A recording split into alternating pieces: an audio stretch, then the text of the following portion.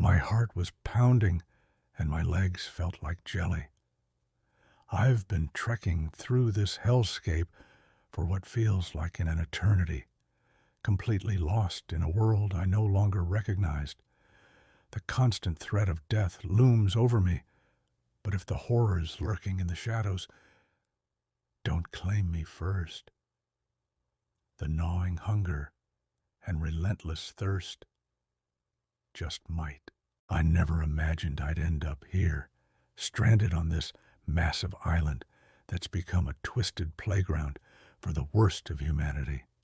It's a place where dangerous scum roam free, their moral compasses shattered along with society itself. But they're not even the worst of it. No, that honor belongs to the puppets, the shambling, ravenous corpses that hunt the living with a single-minded determination. Every step I take is a gamble, a roll of the dice in this sick game of survival of the fittest. The island doesn't care who you were before. It only cares if you're strong enough, smart enough, and ruthless enough to make it through another day. I've seen good people break, their humanity crumbling under the weight of desperation. I'm determined not to join them, but each passing hour tests my resolve. The weight of the pistol at my hip is both a comfort and a curse. It's saved my life more times than I can count, but each bullet fired is one I might desperately need later. I've learned to be more selective, to rely on stealth and cunning when I can. The bow slung across my back has become an extension of myself, silent and deadly when the situation calls for it. But sometimes, when the hordes press in, or a pack of murderous scavengers descends, there's no choice but to embrace the chaos.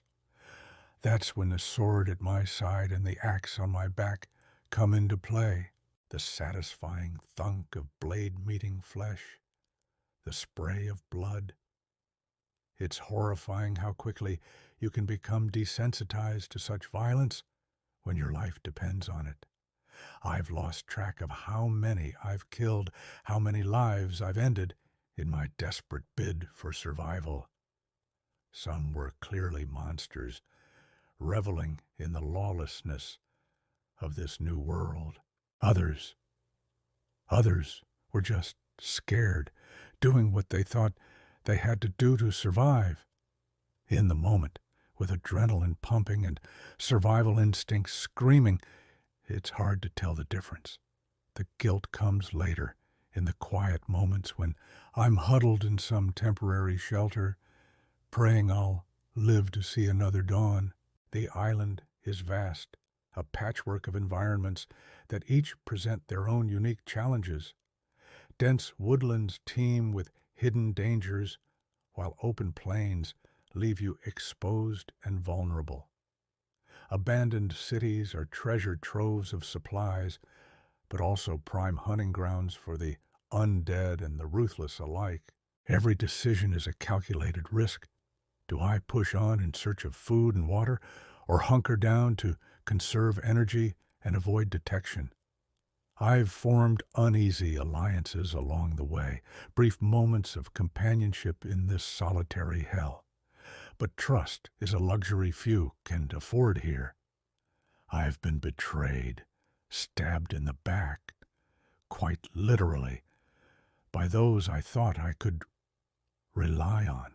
Now I keep to myself, watching every shadow with suspicion, always ready to fight or flee at a moment's notice. The nights are the worst. Darkness brings out the true horrors of the island, creatures that defy description and send shivers down my spine. I've learned to find high ground, to create makeshift barriers and traps. Sleep is a precious commodity, snatched in brief, fitful moments.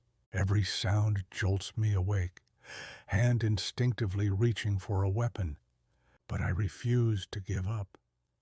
I refuse to become another victim of this island's sick games. I will not allow this place to claim me as it has countless others. A chance at rebuilding, at reclaiming some semblance of the world we lost. It's that hope, however faint, that drives me forward. That, and the burning desire to prove to myself that I have what it takes to survive this crucible. I've become a different person here, harder and more ruthless than I ever thought possible. The things I've done to stay alive, they haunt me, but I can't dwell on them. Not if I want to survive here. Every day is a new challenge, a new fight against the island, the other survivors, and my own darkest impulses. As the sun rises on another day of uncertainty, I take stock of my dwindling supplies. The gnawing in my stomach is a constant companion now, a reminder of how precarious my situation truly is. I need to find a good hunting ground, clean water and shelter, or all my fighting will have been for nothing. But it's too risky to stay in one place for too long.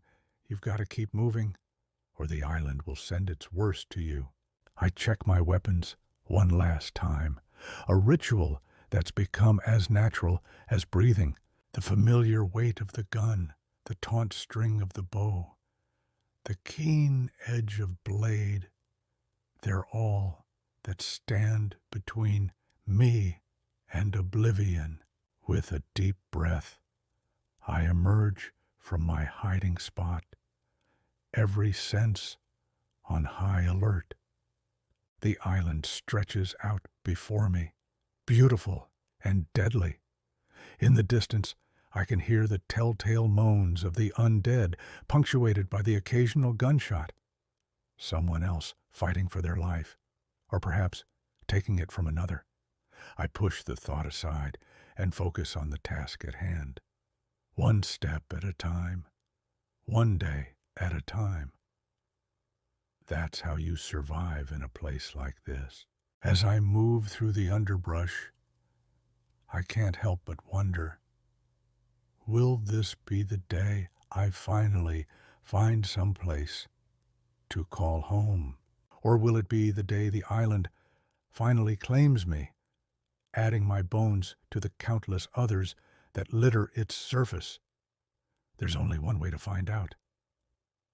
I tighten my grip on my weapon and press on, ready for whatever horrors await me. In this nightmarish prison hellhole, there are no guarantees, no promises of safety or salvation. There's only the will to survive, the determination to keep fighting no matter the odds. And as I face another day on this island of death and despair, I know one thing for certain. I'm not going down without one hell of a fight.